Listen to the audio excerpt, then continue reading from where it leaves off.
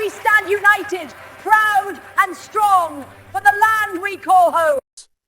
Contestants whispered prayers, stretched their fingers, or stared at the stage lights as if trying to memorize courage. When a name appeared on the call sheet that seemed oddly formal, staff exchanged confused glances. No one paid much attention. After all, BGT was famous for surprises. Still, nothing could have prepared anyone for what was about to happen. Episode 1 began with the judges settling into their seats, trading jokes and sipping drinks. Simon leaned back, already bracing for the strange acts that always came first. Amanda smiled politely, Alicia scanned the crowd with curiosity, and Bruno bounced with theatrical energy. The announcer called the next contestant, and the curtain parted to reveal a woman dressed simply, almost modestly. She carried herself with calm dignity, her posture straight, her expression composed. The audience clapped politely, unsure what to expect. She introduced herself with a gentle voice, giving only her first name. There was something familiar in her accent, something refined yet warm. Simon raised an eyebrow, sensing confidence beneath the simplicity. When asked why she was there, she replied that she wanted to share a talent close to her heart, something she had carried quietly for many years. The crowd chuckled softly, assuming this was another eccentric hopeful. Then the music began. The first notes floated through the theater, and the atmosphere shifted instantly. Her voice was controlled, rich with emotion, and surprisingly powerful. Every syllable landed with intention, every phrase carried a lifetime of experience. The audience fell silent, leaning forward as if afraid to break the spell. Amanda's eyes widened, Alicia's hand flew to her mouth, and even Simon sat up straighter. This was not just a good audition. This was extraordinary. As the song continued, the camera caught subtle reactions in the crowd. Some people frowned in confusion, others whispered to one another, and a few stared in disbelief. There was a presence about her, something regal, something unmistakably authoritative yet deeply human. When she reached the final note, she held it with effortless grace, letting it fade naturally into silence. For a heartbeat, no one moved. Then the theater erupted. The audience leapt to their feet, applause crashing like a wave. The judges stood as well, clapping harder than anyone. Simon shook his head, stunned, a rare smile creeping across his face. Amanda looked emotional, blinking back tears. Bruno shouted praise, calling it unforgettable, while Alicia simply whispered, "Wow." Episode 2 picked up in the aftermath, with speculation running wild. Clips of the audition spread backstage, and rumors exploded. Some whispered that she was a trained opera singer in disguise. Others claimed she had to be royalty. The judges invited her back on stage for questions, curiosity impossible to contain. Simon leaned forward and asked directly who she really was. She smiled, paused, and then revealed the truth. A collective gasp swept through the theater as she confirmed that she was, indeed, the queen herself. The room plunged into stunned silence before erupting into disbelief and laughter.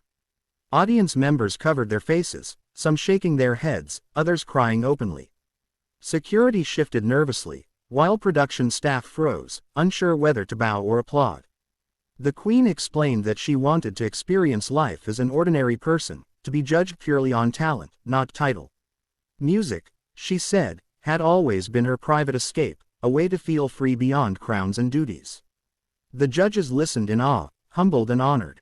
Simon admitted he had never been so wrong about a first impression. Amanda thanked her for trusting the stage, and Alicia spoke about the courage it took to step out of such a powerful role and risk vulnerability.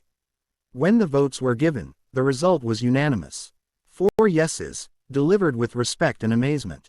As she left the stage, the audience stood once more, not just for the voice they had heard, but for the reminder that even the most powerful figures carry dreams, fears, and hidden talents. That night, Britain's Got Talent became more than a show. It became a moment history would never forget. The shock from the Queen's audition had barely settled when episode 3 opened, and the entire country was still buzzing. Social media exploded with disbelief, admiration, and endless replays of that unforgettable performance. Outside the theater, crowds gathered hoping for another glimpse of the woman who had turned a simple talent show into a historic moment. Inside, the atmosphere was different now. Contestants whispered nervously, aware they were performing in the shadow of something legendary. Backstage cameras followed the Queen as she prepared for her next appearance. Without royal guards or ceremony, she sat quietly, sipping tea and chatting warmly with nervous performers half her age. Her calm presence seemed to steady everyone around her. When she spoke about music, her eyes lit up with genuine joy. She explained that for years she had sung only in private rooms, never imagining she would one day stand on a public stage judged by millions. This second chance, she said, felt strangely liberating. When she stepped onto the stage again, the reaction was thunderous.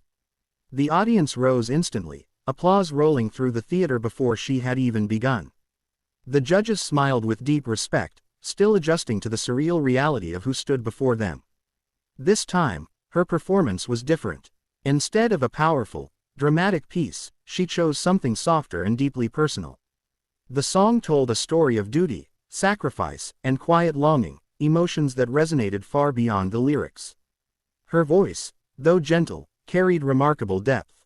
Every note felt lived in, shaped by decades of responsibility and restraint. The audience listened in complete silence, many wiping away tears. Even the judges seemed less like critics and more like witnesses to something intimate. When the final note faded, the applause came slower, heavier, filled with emotion rather than shock. It was clear this was no longer about novelty. It was about authenticity. Episode 4 raised the stakes even higher. The Queen advanced to the next round, and the pressure was immense. Critics debated whether her place in the competition was fair, while supporters argued that talent should be judged equally, regardless of status. The Queen herself addressed the controversy with grace, stating that she welcomed criticism and accepted the rules like any other contestant. Her humility only deepened public admiration. For her third performance, she stepped outside her comfort zone. Choosing a modern song surprised everyone, especially the judges. The arrangement was stripped back, allowing her voice and interpretation to lead.